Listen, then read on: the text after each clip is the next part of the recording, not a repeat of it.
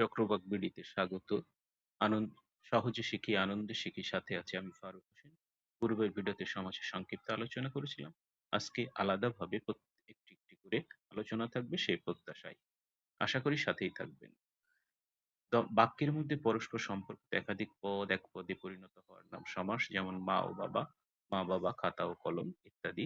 মা বাবা খাতা কলম এগুলো এক একটি শব্দ বা পদ, এগুলো সমসমান পদ, এগুলোকে আমরা সমসমান পদ হিসাবে চিনি।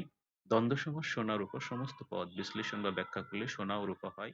পূর্বপদ ও পরস্পর উভয় পদই প্রাধান্য পায়, অর্থাৎ প্রত্যেক পদের অর্থই প্রাধান্য পায়। তাহলে বলতে পারি উভয় পদের অর্থ যখন প্রাধান্য পায় তখন সেটি হয় আমাদের দ্বন্দ্ব সমাস। যেমন গাড়ি ঘোড়া, ভালো মন্দ, পোটলা পুটলি ইত্যাদি।